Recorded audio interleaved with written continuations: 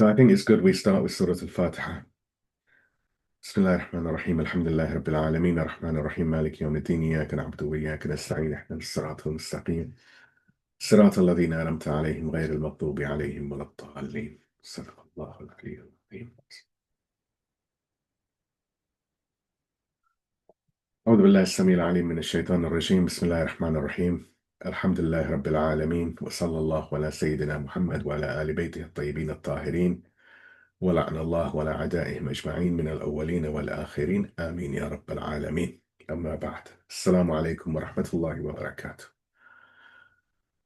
So this is part 27 of our ongoing series of discussions on the book attributed to Imam Sadiq entitled Misbah al-Sharia, the Lantern of the Path. And as I say at the beginning of all of these sessions, there really is a requirement for anyone consuming this to at the very least take a cursory look at the previous sessions, though looking at them properly, studying them would be a lot more beneficial. This is due to the nature of the subject matter, which requires a building up of understanding and learning in a step-by-step manner. Since each session builds upon the one that came before, it's actually necessary, perhaps crucial, that the previous sessions are studied. At least people are familiar with them. But like I said, going through them properly is, of course, much more beneficial. This is so we can try to ensure that misunderstandings, confusion, and invalid assumptions and such do not ensue, as well as we can ensure that we get a much better understanding from each session. Nevertheless, if I can get a salawat, then we can have a recap. اللهم صل على اللهم صل على محمد وآل محمد. So in the previous session, we journeyed into the luminous yet often misunderstood legacy of Imam Hassan al-Mujtaba, peace and blessings be upon him, the second Imam, the silent strategist, the peacemaker whose restraint preserved the soul of Islam amidst the rise of imperial distortion. We began by reframing the so-called peace treaty not as a retreat, but as a divinely inspired recalibration. Imam Hassan inherited not only his father's caliphate, but also the ideological battlefield of truth versus power. Against the imperial ambitions of Muawiyah, he forged a treaty that safeguarded the Prophet's legacy, when the state's apparatus had become hollowed out by dynastic greed. This was not a surrender, it was an act of revolutionary foresight, one that recognized when martyrdom would be wasted and when silence would thunder louder than swords. We trace the arc of Islam's development from the prophetic confrontation in Mecca to governance in Medina, to the brief caliphate of Imam Hassan, and finally to the caliphate's hijacking by the Umayyads. What followed was a dark age of bribery, violence, distortion, and propaganda. An Islam in form, but not in spirit. Under such conditions, Imam Hassan withdrew not from the battlefield, but from a corrupted stage. He redefined Imamah as moral authority divorced from tyrannical government. We examined the rise of Muawiyah as the inheritor of Abu Sufyan's ambitions, the treachery of the Kufan elite who sold their loyalty for silver, the ideological resistance that Imam Hassan began, laying the intellectual and spiritual groundwork for Karbala, and the shift from state power to ethical leadership, as Islam became a current of truth running beneath a polluted political surface. We explored how Imam Husayn himself defended the treaty, silencing critics and affirming the unity between the brothers. Together, they embodied two faces of the same mission, preservation and revolution. The peace of Imam Hassan was not a weakness, it was strength measured by taqwa, by God-wariness. His silence preserved the path when the speech would have been drowned in deceit. His sacrifice was not in blood, but in bearing the burden of false accusation to protect the legacy of the Prophet. And so the session concluded with this reality. Imam Hassan did not abandon the revolution. In fact, he ensured its survival. His treaty drew the line between divine governance and dynastic rule, between truth and its counterfeit, between Wilayah and Sultanate. It preserved the conscience of Islam so that one day Karbala could reawaken it. And now, having seen the wisdom in Imam Hassan's silence, we can turn to the cry of Imam Husayn. If Hassan was the shield, Husayn would be the sword. If Hassan wrote the terms, Husayn would inscribe them in blood. In this session rather, we walk towards Karbala, not as a tragedy of defeat, but as the uprising that gave meaning to every silence before it. Peace be upon you, O Hassan. Your silence was louder than war cries. Your truce was sharper than the sword. Now the hour of sacrifice draws near. In the name of the Lord of all martyrs, we continue. Please give me a salawat and we proceed. اللهم اللهم صل صل على على محمد محمد وآل وآل محمد. محمد. الفاتحة. So, Islam, like every living phenomenon, possesses within itself a system of internal defense, safeguards placed by the divine to preserve its essence from corruption and collapse. In the same way that the human body is endowed with mechanisms to resist disease, and a finely tuned engine or an engineered machine is built with components for maintenance and resilience, so too has Islam been imbued with tools to resist threats, both from within and without. These threats, however, are not merely theoretical or abstract. They were anticipated from the very inception of the Islamic mission, and divine guidance offered not only the diagnoses of these dangers, but also the remedy. The Prophet Muhammad, peace and blessings be upon him and his family, and the Book of God laid the foundation for confronting these perils. Yet for each danger to be met appropriately, there must arise the necessary conditions and the courageous soul willing to shoulder the burden. The threats to Islam can be broadly categorized in two forms. Firstly, you have the external enemies. These are the forces that stand opposed to Islam in its entire structure, its worldview, its beliefs, its law, its ethical system, and its vision of human flourishing. They may be external in geography, but more crucially, they are external to the Islamic system. Even if they reside physically within Muslim lands, they do not accept the Islamic framework, and they seek to dismantle it or subvert it through military aggression and violence, propaganda and ideological infiltration, economic manipulation and corruption, cultural erosion through worldly distractions and material temptations. They aim to destabilize the Islamic order, reduce it to mere slogans, or render it indistinguishable from corrupt systems it was sent to replace. The second is internal corruption and hypocrisy. The more insidious threat, however, lies within. This is the disease of internal rot, where individuals who bear the name of Islam, who claim allegiance to its outer symbols, are in reality the saboteurs of its true essence. These are the munafiqeen, the hypocrites, those whose outer confession conceals an inner rebellion. The Quran commands us to recognize this danger and confront it directly. In Quran, in Surah At-Tawbah, the chapter of repentance, 9th chapter of Quran, verse number 73, Allah subhanahu wa ta'ala, He says, O Prophet, wage jihad, wage war against the disbelievers and the hypocrites, and be severe with them. Here, the divine command places hypocrites alongside disbelievers in terms of the threat they pose. But with an even more subtle danger, as their opposition is cloaked in the garb of faith. Jihad, then, is not merely armed conflict against the external enemy. It is the sacred resistance against any force, internal or external, that threatens to sever Islam from its source. It is a struggle against spiritual decay, against the worship of wealth and power, and against the reduction of Islam to an empty form without any divine substance. The Quran again reminds us of the transient illusions that can replace true purpose.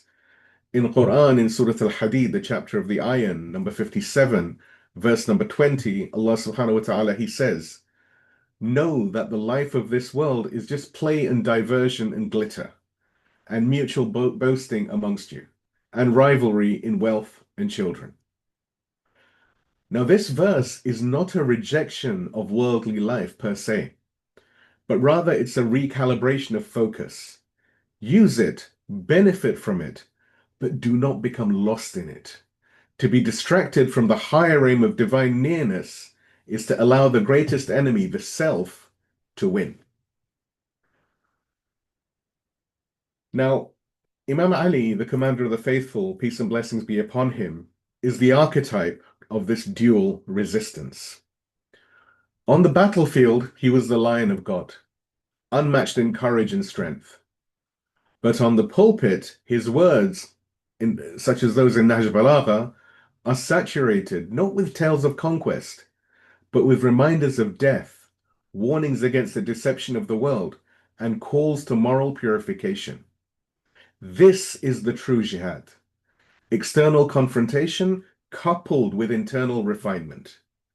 And it is precisely this dual front of fighting the enemy and purifying the soul that would later reach its most radiant expression in Imam Husayn, peace and blessings be upon him, and in the event of Ashura, which embodied the most complete form of jihad in history.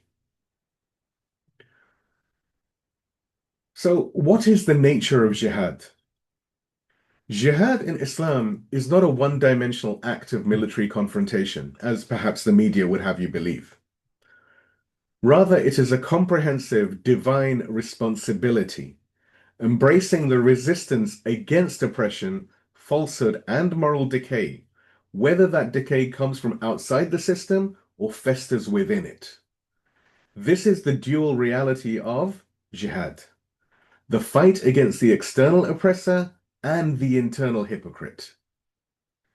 This dual reality is what framed the entire mission of Imam Husayn, peace and blessings be upon him. To understand his uprising, we really have to grasp this layered battlefield. Please give me a salawat and we can continue. اللهم صل على محمد وآل محمد. So the external enemy may come armed with weapons, with propaganda, or imperial ambitions. But Islam is not vulnerable to these threats alone. The greater corrosion happens within, when the name of Islam is used to mask tyranny, when the Quran is recited by lips untouched by its truth, and when the religion of God is co-opted as a tool of worldly rule. The Quran speaks directly of the hypocrites who act as termites within the structure of the Ummah. Again, this is Quran, Surah At-Tawbah, the chapter of repentance, 9th chapter of the Quran, verse 67. Allah subhanahu wa ta'ala, He says, indeed, the hypocrites are truly transgressors. And elsewhere in Quran, it describes their cowardice, their manipulation, and their spiritual corruption. This is from Surah Al-Baqarah, the chapter of the cow, 2nd chapter of Quran, verse number 9. Allah subhanahu wa ta'ala, He says, they seek to deceive God and those who believe, but they only deceive themselves and they are unaware. These verses reveal that hypocrisy, rather than unbelief, is the greater threat to Islam's continuity. This is because it strikes from within. Now, by the time of Imam Husayn, the rot within the Islamic political structure had reached a very alarming scale. The caliphate, which had once been the prophetic seat of guidance and justice, had been transformed into an instrument of power and privilege. Companions who had fought at Badr and Hunayn now amassed fortunes measured in gold bricks that needed to be broken apart with axes to be distributed. Daughters of noblemen were given dowries of 1,000,000 dinar, in stark contrast to the modest sum that the Prophet had established. Men like Mus'ab ibn Zubayr, scions of noble families, became symbols of opulence, cloaked in Islamic lineage, while living lives of moral and material excess. This decay was not merely social, it was theological. It replaced divine values with worldly ones, and it redefined leadership as a matter of inheritance and wealth, not justice and God consciousness. The first wedge between prophetic values and political practice appeared when the early elite, those who had preceded others in Islam, were given privileged access to public funds. This was rationalized as their right due to their seniority. This practice shattered the Prophet's call for equality and seeded a class system within the Ummah, a system entirely antithetical to the Quranic vision of justice. This deviation, born in the early decades after the Prophet's passing, gradually gathered speed and reached crisis proportions during the caliphate of Uthman bin Affan, when the wealth of individuals like Talha and Zubair rivaled that of empires. The economic elite and military elite became one and the same, and Islam was no longer a mission, but a dynasty. Now, with the death of Muawiyah and the rise of his son Yazid, the Ummah was now faced not only with a deviation, but with the normalization of depravity. Yazid drank openly, he mocked religious injunctions, he violated divine commandments, and yet demanded the Pledge of Allegiance as Caliph of the Prophet. This was no longer merely political deviation, it was existential. The very identity of Islam was now at stake. It is in this moment, when Islam itself stood at the edge of annihilation, that Imam Husayn, peace and blessings be upon him, rose, not simply to oppose Yazid, but to confront a systemic corruption that threatened to erase the prophetic mission in its entirety. Please give me a salawat and we can continue. اللهم صل على محمد وآل محمد. So before the sands of Karbala were stained with sacred blood, the slow corrosion of prophetic values had already taken hold of the Islamic world. The roots of this decay were not sudden. They took form gradually, beginning with the earliest ranks of companions and deepening with each successive political concession and economic betrayal. Following the Prophet's departure from this world, a new form of nobility emerged in the Muslim world, no longer based on taqwa, God consciousness, God awareness. It now rested upon lineage, titles, and military credentials. Those who had once struggled in the battles of Islam now leveraged their status to access wealth, power, and influence, and they did so under the name of Islam itself. This class, composed of the companions of Badr, Uhud, and Hunayn, began to transform the Ummah into a stratified society. Public funds, the Bayt al-Mal, were distributed based not on need or merit, but based on social status, social rank. The Prophet, peace and blessings be upon him and his family, had insisted on equality. Quran had insisted on equality. In Surah Al-Hujurat, the chapter of the chambers or the rooms, 49th chapter of the Quran, verse number 13, Allah subhanahu wa ta'ala, he says, "Indeed, the noblest of you in the sight of God is the most God-aware, God-wary amongst you." But this principle was now replaced by a system that rewarded seniority and affiliation, regardless of moral worth. The elite class soon abandoned the simplicity of prophetic life. Dowries rose from modest sums, such as, for example, what the Prophet had suggested, which was about 480 dirhams, to astronomical amounts, with some reaching 1,000,000 dinars in gold. Inheritance was measured not in coins, but in gold bars, so heavy that they required axes to break and stones to weigh. Even the names of some perpetrators are recorded. Mus'ab ibn Zubair and others from the powerful tribal houses. These were not isolated acts of extravagance. They signified a broader shift in values.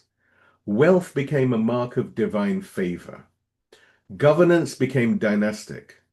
The rulers were no longer guides of the Ummah, but owners of its fate. During the reign of the third Caliph, Uthman bin Affan, the transformation was completed. The companions of the Prophet became the first class of Islamic capitalists. Men like Talha, Zubair, Sa'ad ibn Abi Waqqas, and others were now landowners, military governors, and bankers. When some of them died, the gold they left behind had to be cut into pieces with axes so that it could be distributed. This deviation, rooted in injustice and greed, spread like a disease throughout the Ummah, and it set the stage for what would come after. Please give me a salawat and we continue. اللهم صل على محمد وآل محمد وعجل فرج. Now, the culmination of this decline was the ascension of Yazid ibn Muawiyah, a man whose public actions included the consuming of alcohol, mocking the laws of God, openly sinning without shame, treating the Quran as a slogan while contradicting its commandments.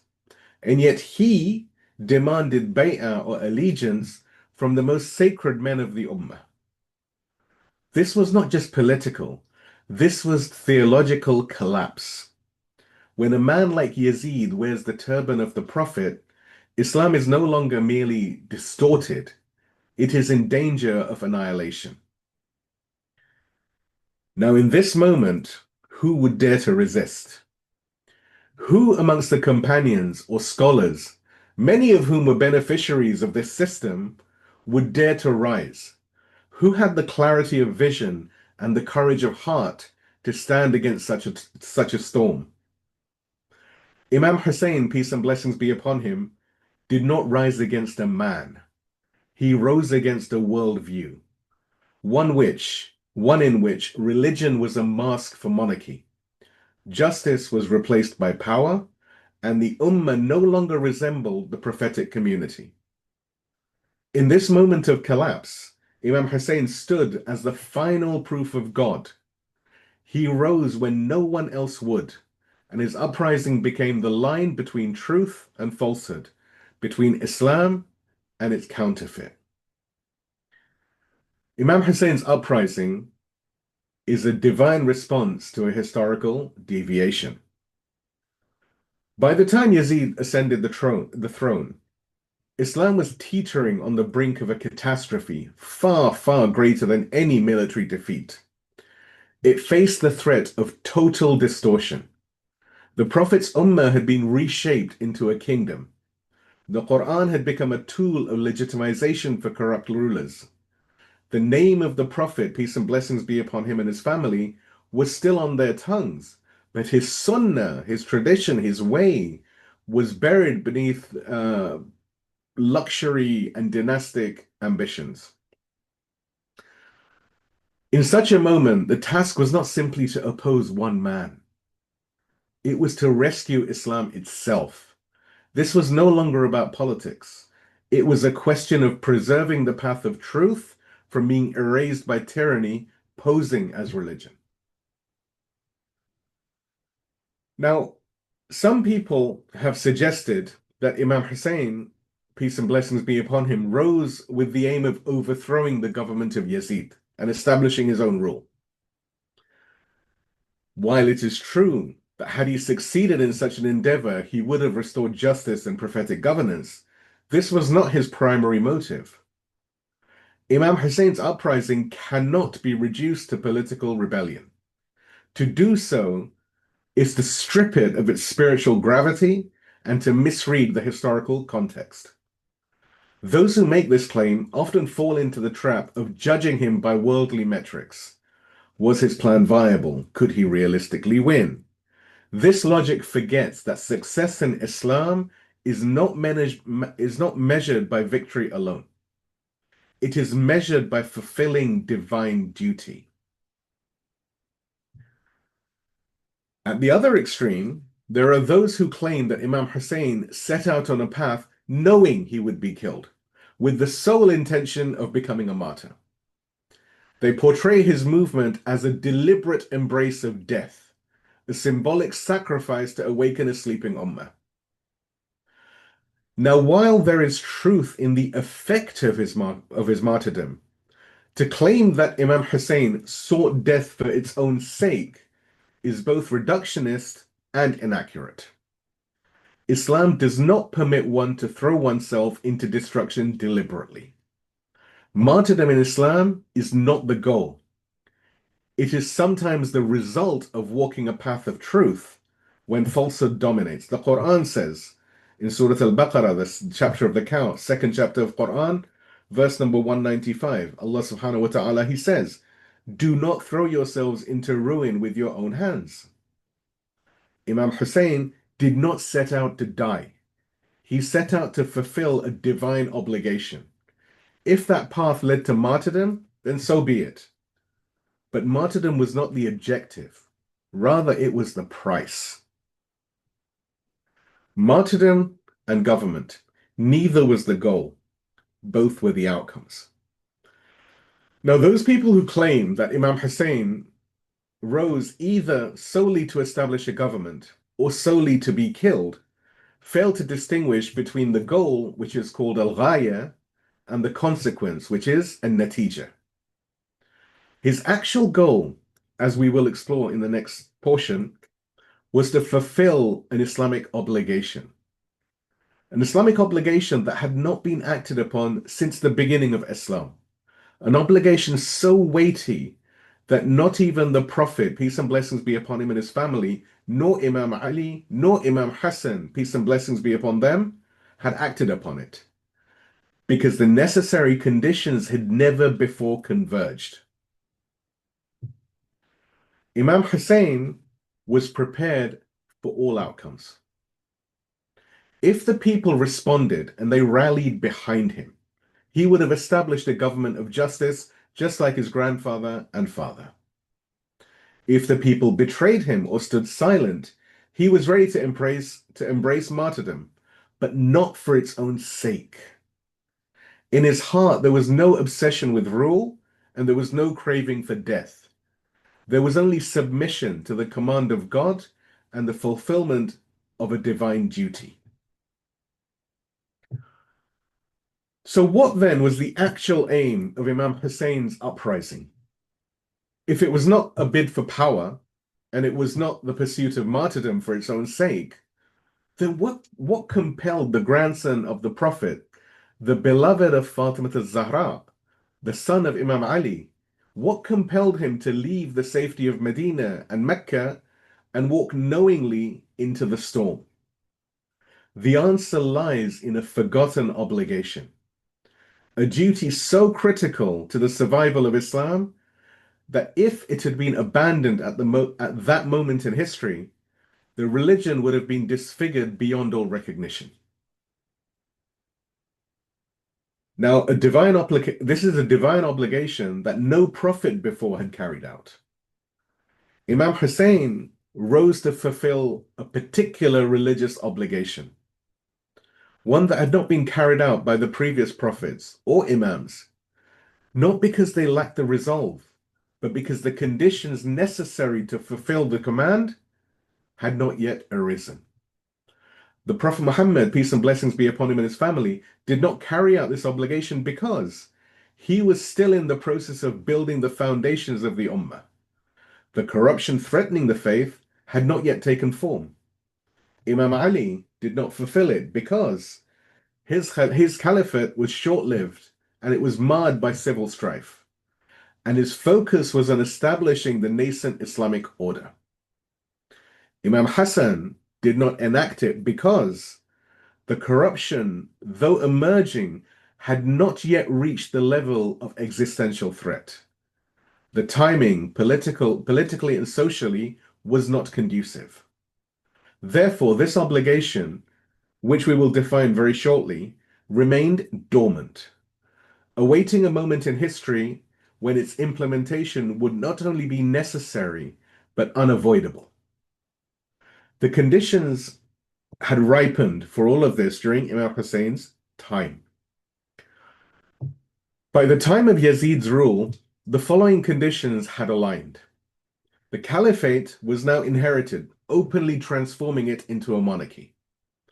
The ruler was not only unjust, but publicly sinful and theologically deviant. The Ummah had become desensitized to injustice. Religion was being used as a mask for tyranny. The moral and legal boundaries of Islam were being rewritten from the top. At this moment, the very survival of Islam as a recognizable divine system was at stake. It was no longer about bad rulers. It was about a corrupted Islam in the hands of corrupted rulers. This is why Imam Husayn rose, not to create something new, nor to end his life, but to revive something ancient. The obligation to resist and reform when the Ummah is veering off the straight path. And this forgotten obligation, enjoining good and forbidding evil. Please give me a salawat and we continue. اللهم صل على محمد وآل محمد وعجل فرجه. Imam Hussein himself defines this obligation clearly. In his testament to his brother Muhammad ibn Hanafiyyah, he writes, and again, like with all of these sessions, the references and citations are in the write-up. Everyone is welcome to examine them. So Imam Hussein, he says, I have not risen out of vain desire, nor out of arrogance, nor to cause corruption or oppression. I have only risen to seek reform in the nation of my grandfather. I desire to enjoin good and forbid evil, and to act upon the path of my grandfather and my father, Ali ibn Abi Talib. This is not poetry. This is fiqh. It is the legal articulation of an obligation. The obligation of enjoining the good and forbidding the evil. Amr bil ma'ruf wa nahi anil munkar.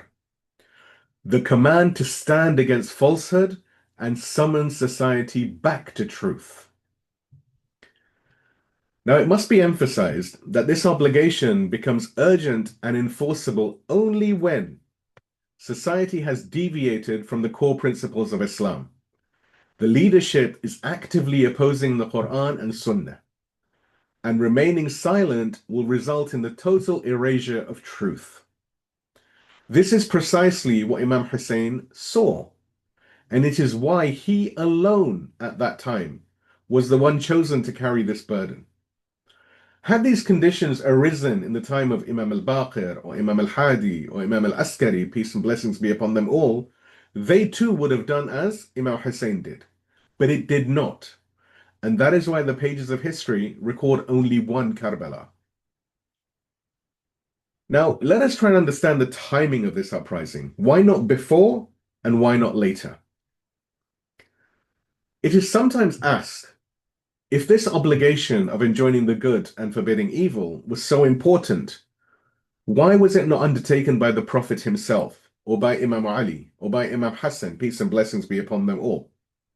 And conversely, why was it not repeated by the Imams who followed Imam Hussein?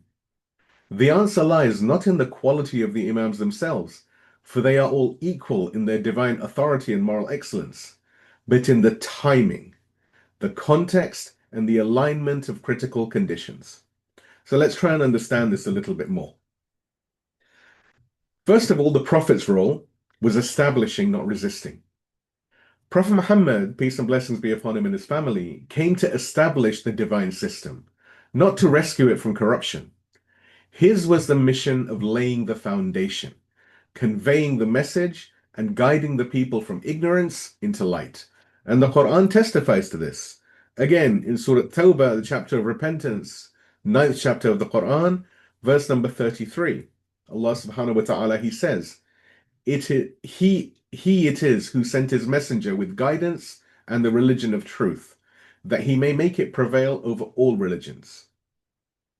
The Prophet's divine mission was to build the Ummah, not lead a revolution against it. The time for counter-deviation had not yet come, because deviation had not yet matured into an existential danger. So secondly, Imam Ali, When Imam Ali assumed leadership, the community was already divided, but his time was spent defending the integrity of Islam against internal rebellion. In Jamal, in Siffin, in Nahrawan, and upholding the governance with equity. The corruption, though present, had not yet hijacked the identity of Islam itself. Even then, his sermons are filled with warnings of a future time when truth would be obscured and falsehood paraded as righteousness. He said, and this is a hadith which is well known and accepted by both Sunni and Shia sources. In the write-up, you will see references from both sides, both the Shia and the Sunnah.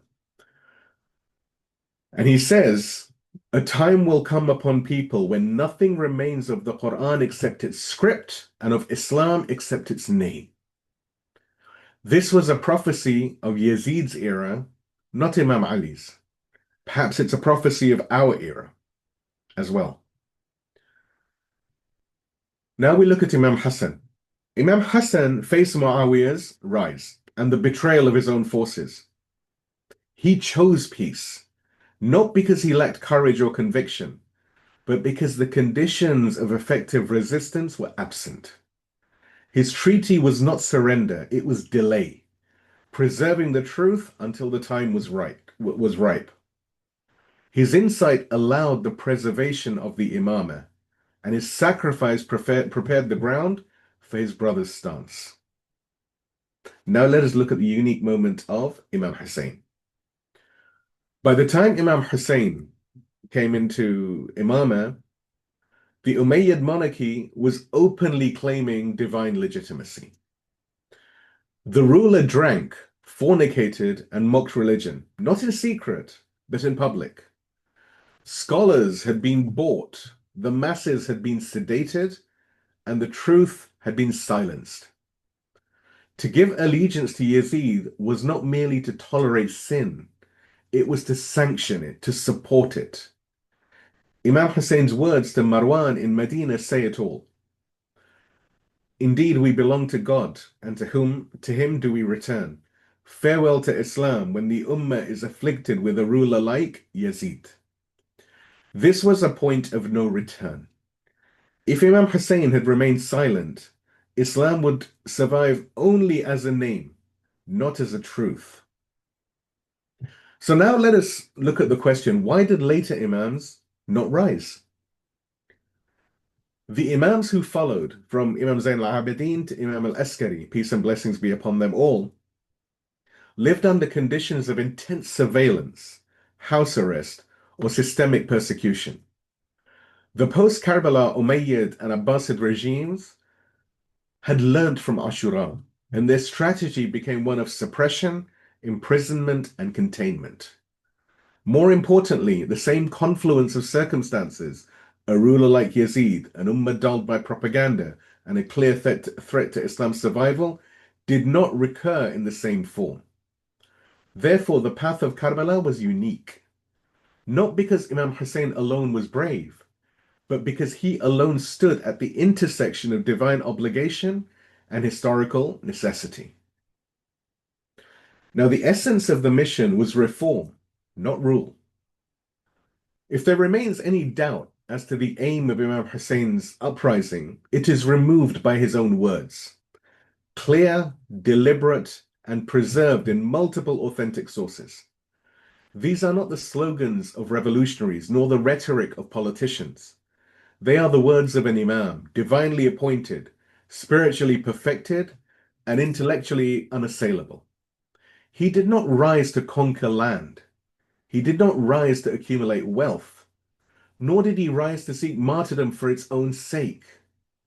He rose to reform, to restore what had been corrupted, to revive what had been buried, and to bring the Ummah back to the path of his grandfather, the Messenger of God, peace and blessings be upon him and his family.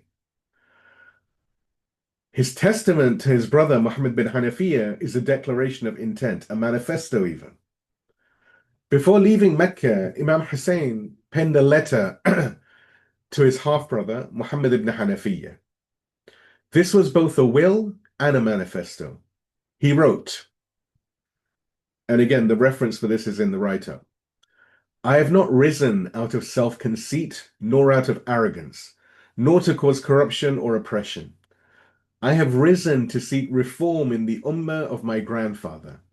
I desire to enjoin good and forbid evil, and to act upon the path of my grandfather, and my father Ali ibn Abi Talib. This declaration leaves no room for speculation. Reform, al-Islah, was his primary motive.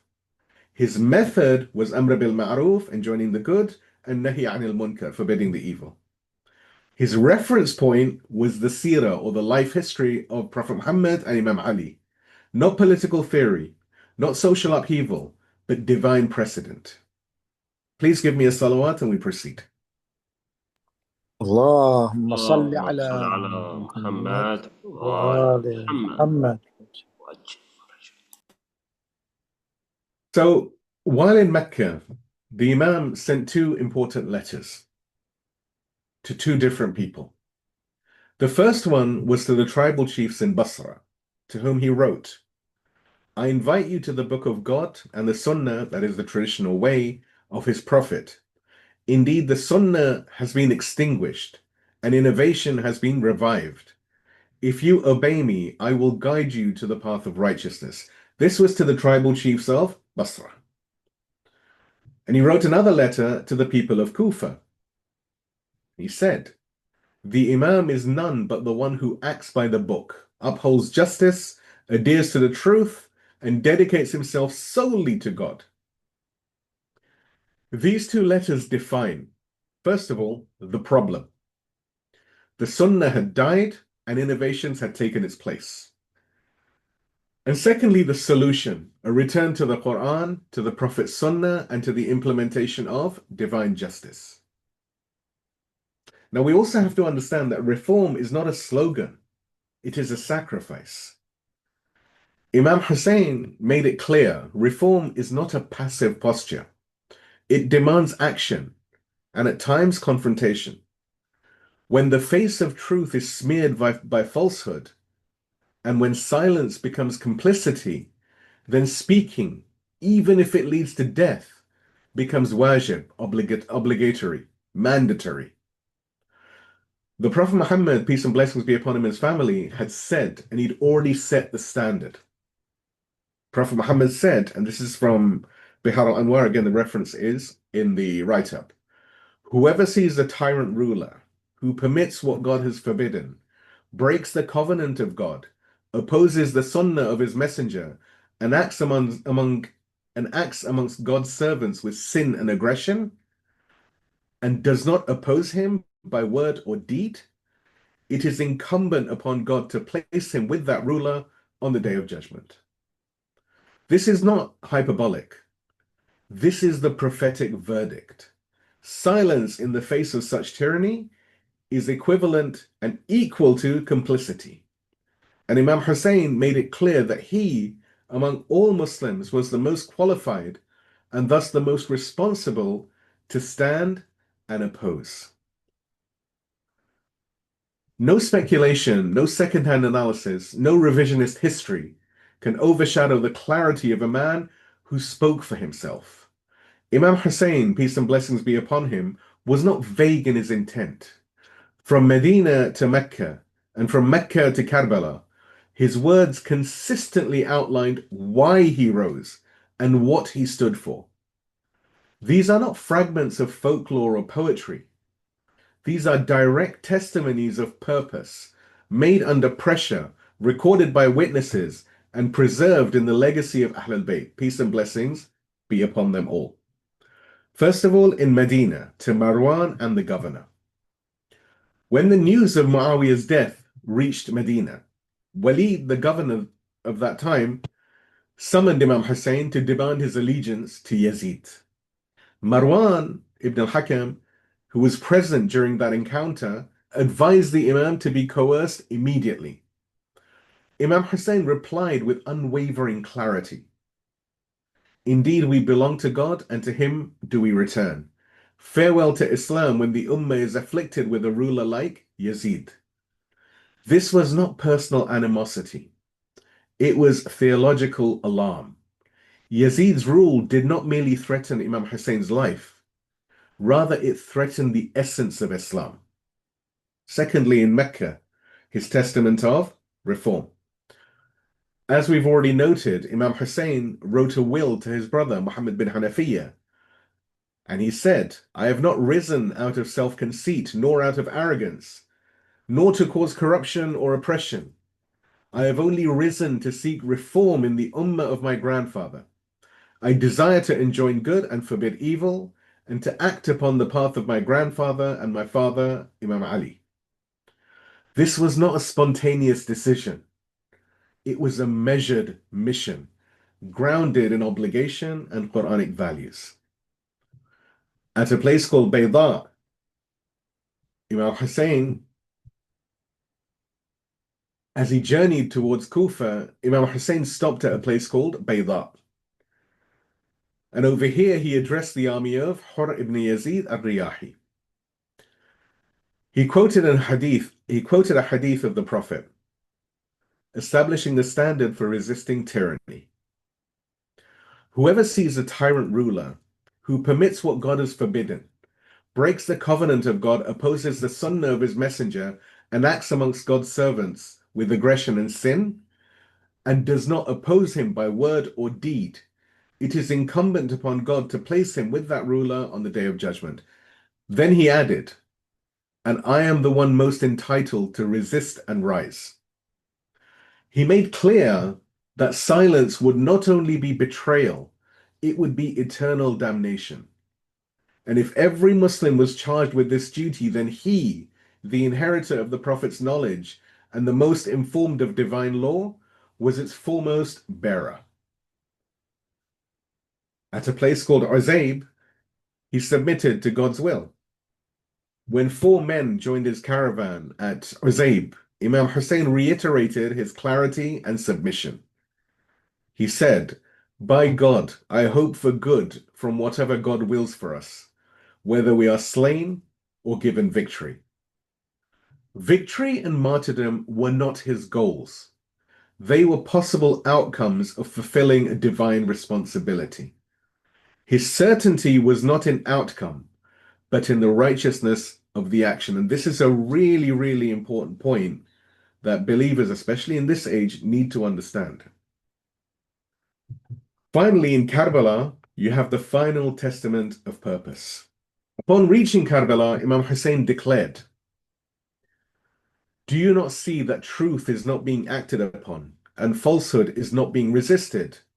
Let the believer yearn to meet his Lord in such a state. For indeed, I see death as nothing but felicity, and living with the oppressors as nothing but humiliation. Here, this is his final verdict.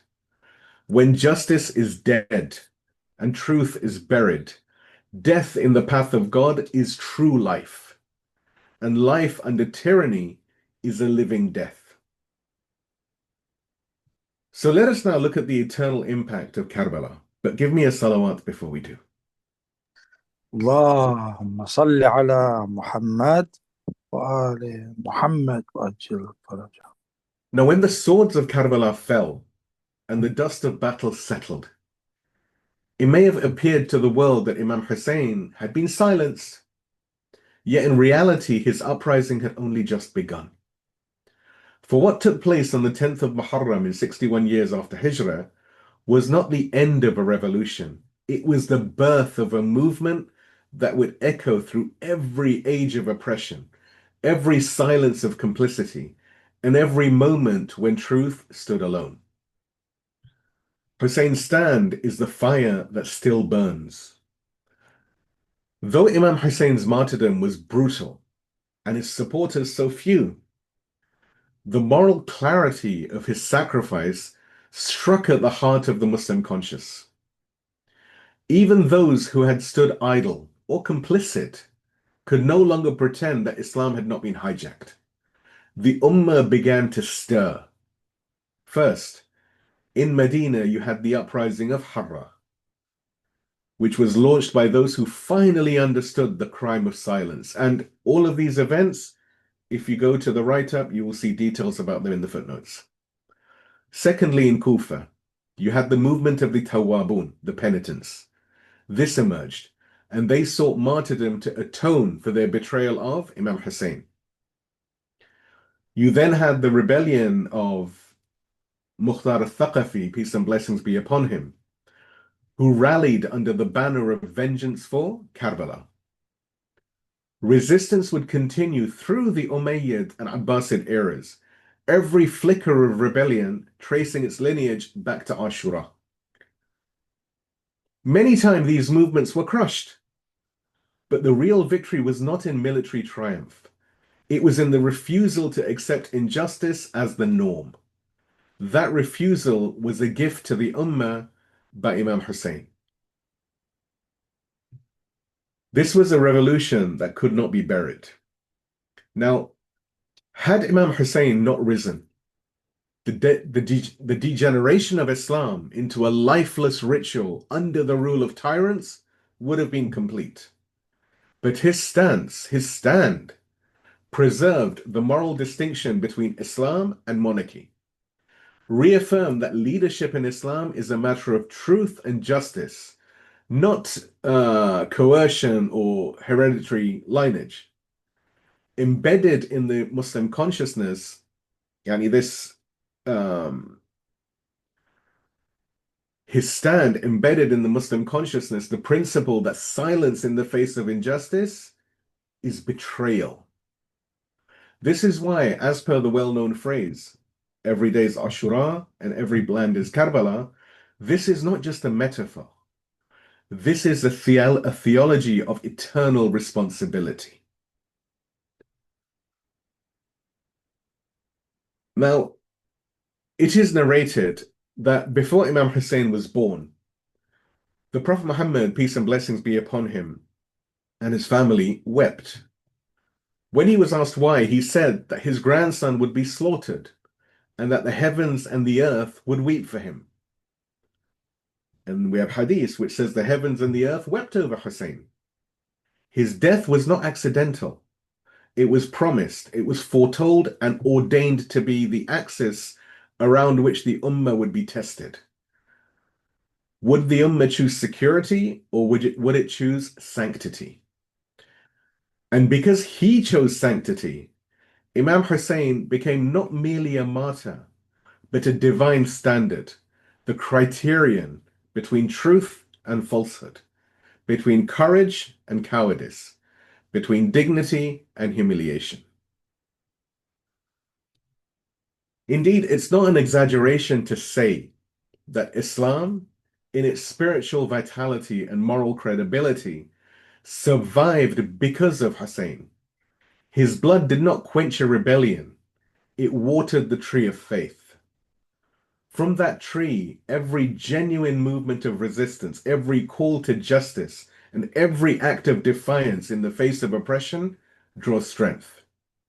This is why the Imams of Ahlul Bayt taught us not merely to mourn Husayn, but to understand him and to become like him, each in our own time and on our own ground. The tragedy of Karbala was not an isolated historical event. It was the awakening of a principle, the manifestation of a forgotten obligation, and the birth of a standard that judges every age and every soul. Imam Husayn did not simply die for Islam. He lived for it. He rose for it and was slain for its revival. At a time when the religion of his grandfather had become a crown on the heads of tyrants. His mission was not completed with his martyrdom, it was activated. And every generation since has been measured by one question. What will you do when truth is abandoned and injustice is normalized? This is a legacy of responsibility, not a legacy of ritual. Now, to weep for Imam Husayn is noble, but it's not enough. The Imam did not rise to become the subject of poems. He rose to call us back to our responsibilities, to our duties. which are to resist injustice even when we stand alone, to revive the Quran and Sunnah when they are reduced to hollow forms, to speak truth to power, even if we are few and the armies are many. If we fail to answer that call, we betray the very message of Karbala. Please give me a salawat and we continue. اللهم صل على محمد وآل محمد. So the culmination of Imam Husayn's message, in his own words, was not martyrdom, but obedience. And this is again a hadith which is found in the books of the Sunnis and the Shia.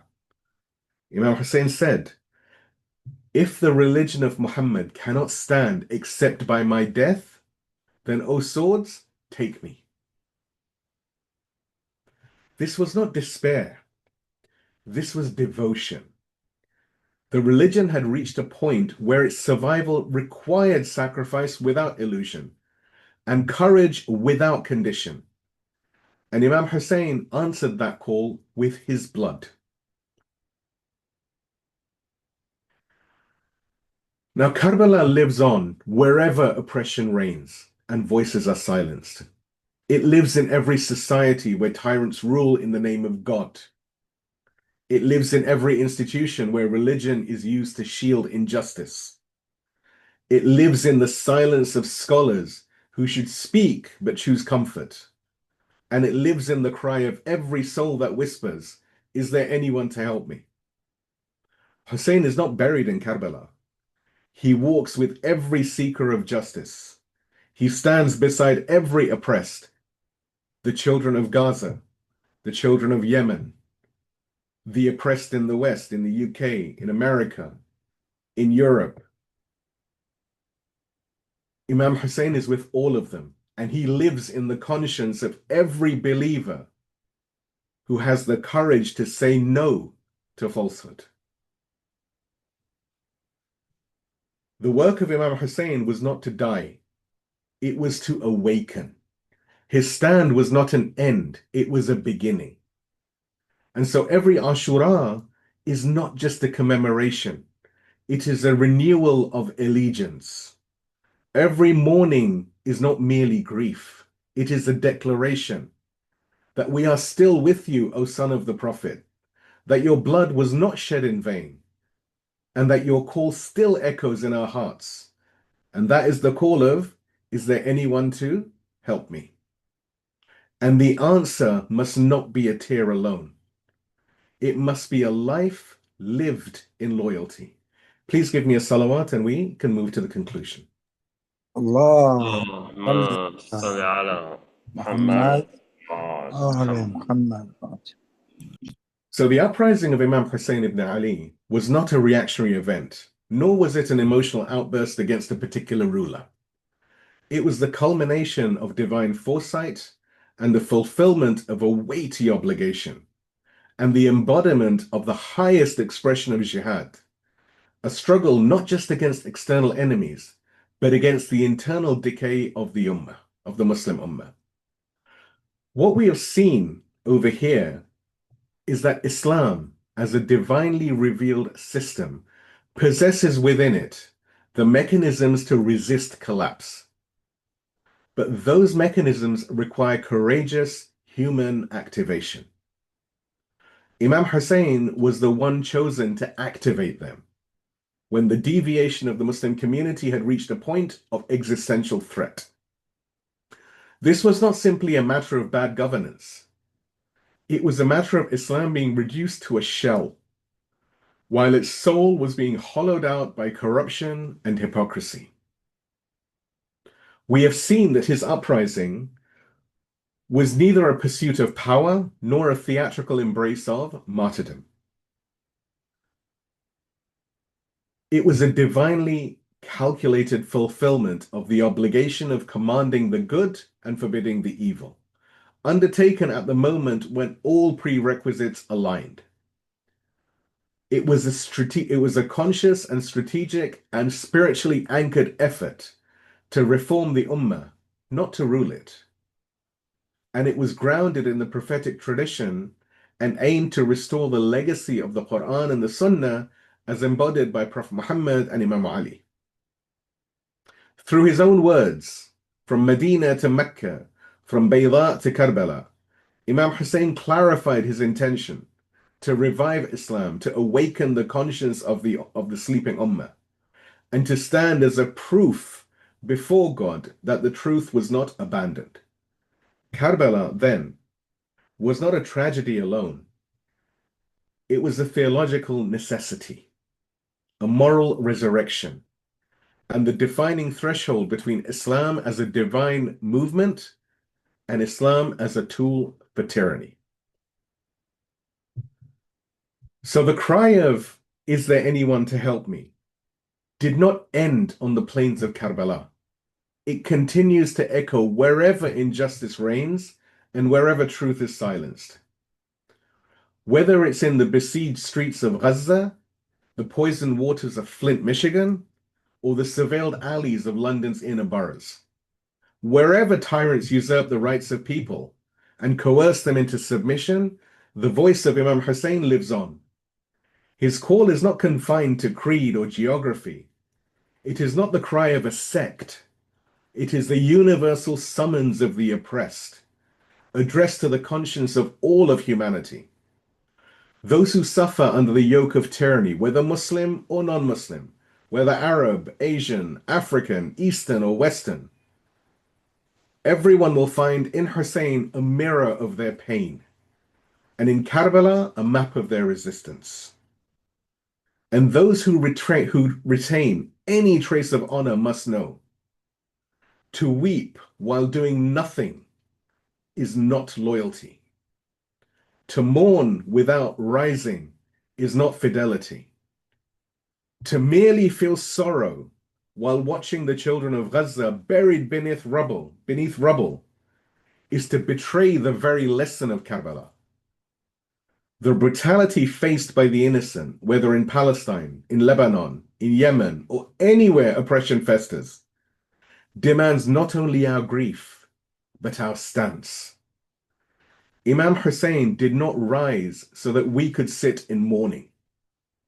He rose so that we would stand in defiance. When the swords of Karbala fell silent on the plains of martyrdom, the message of Karbala had only just begun to move.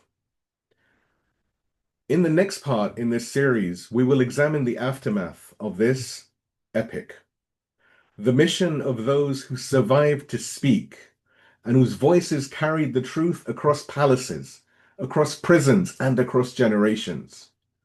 We will journey with Sayyidah Zainab, peace and blessings be upon her, the eloquent inheritor of Imam Husayn's mission, who turned the ruins of captivity into the pulpits of resistance.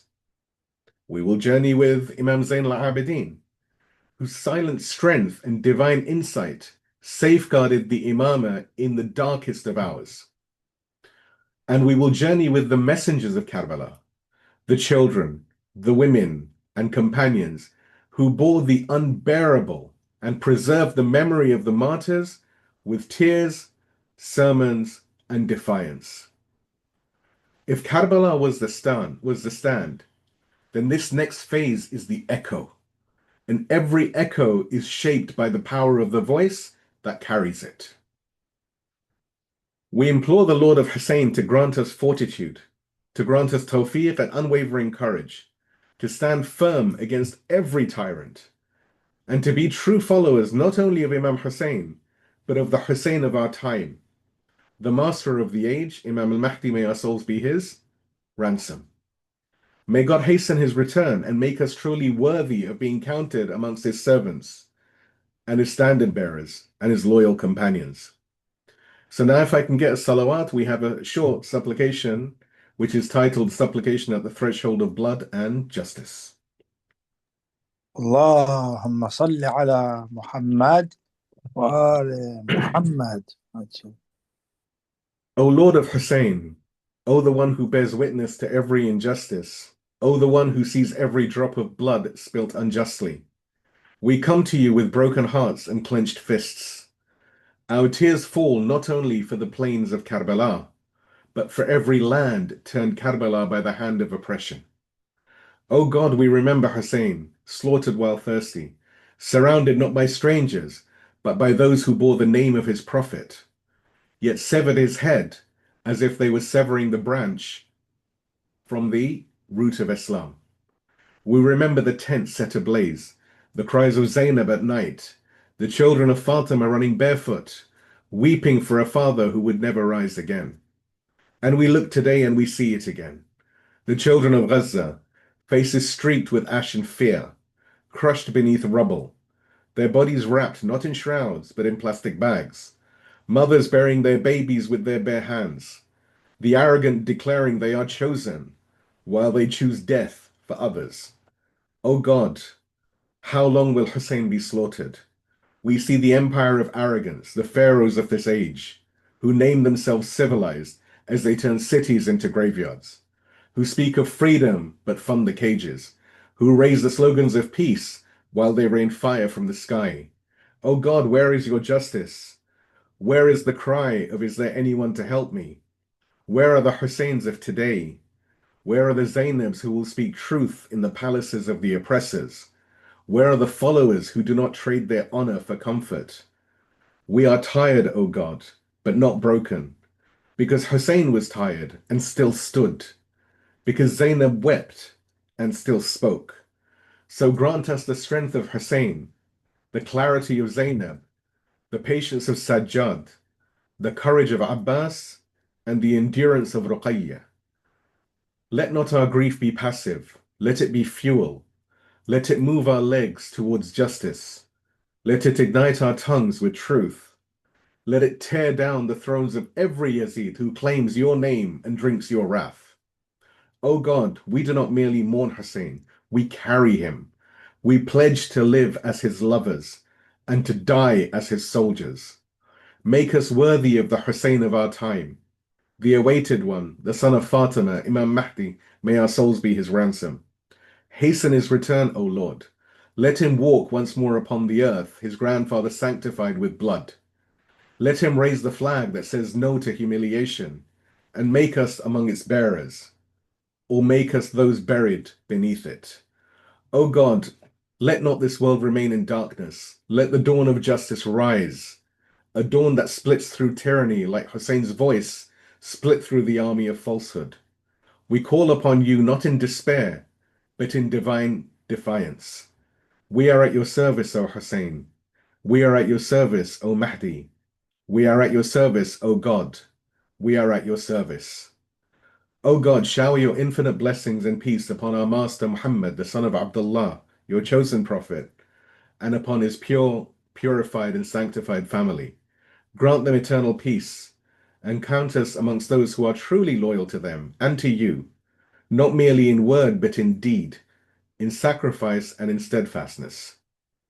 O God, grant us the strength to serve and the ability to strive, until the sun of justice rises in both east and west, until tyranny is reduced to a forgotten footnote of history, and the thrones of oppressors, within and without, are cast down and broken, for they are none other than the Yazids of our time. And indeed from you is all ability, all tawfiq, and you have authority over all things. Amen, O Lord, sustainer of the universes. Amen, O most merciful of the merciful. Wa akhir da'wani alhamdulillah rabbil alameen. Wassalamu alaikum wa rahmatullahi wa barakatuh. If I can get a salawat, we can move to the nasheed.